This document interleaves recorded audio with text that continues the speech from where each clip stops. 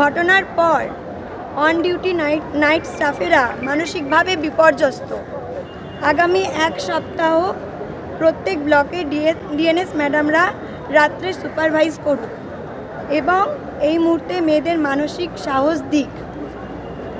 স্বাস্থ্য ভবন থেকে আমাদের এই আন্দোলনের পাশে থাকার জন্য ট্রান্সফারের হুমকি দেওয়া হয়েছে।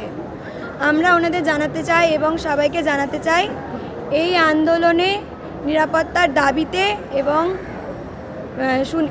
যাতে করে মেন কালপ্রিট সাজা পায় এবং শাস্তি পায় সেটা সুনিশ্চিত করার জন্য আমরা এই আন্দোলন চালাবো।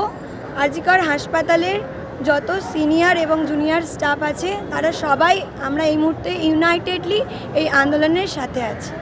তারিখে যে ঘটনা ঘটে গেছে তারপর আজকে প্রায় 8 দিন মতন অতিবাহিত হয়েছে। আরজিকরের বুকে আমাদের ছাত্র আন্দোলন চলছে। সমস্ত এই ছাত্র আন্দোলনে আমাদের শুধু আরজিকরের ছাত্রছাত্রীরা নয়, সমস্ত medical college in West Bengal এবং আউটসাইড দ্য ওয়েস্ট বেঙ্গল সবাই এতে সামিল হয়েছে।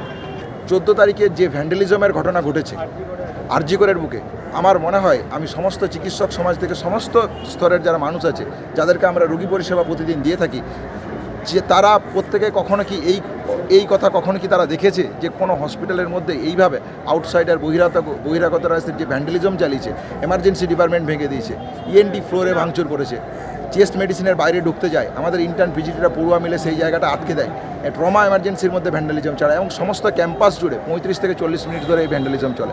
আমরা মনে করি এর দায় কলকাতা পুলিশকে নিতে হবে। সিপি যিনি ছিলেন তিনি টোটাল ডিসি নর্থ যিনি সেই মুহূর্তে প্রেজেন্ট ছিলেন তারা আমাদের সাথে যোগাযোগ করেনি।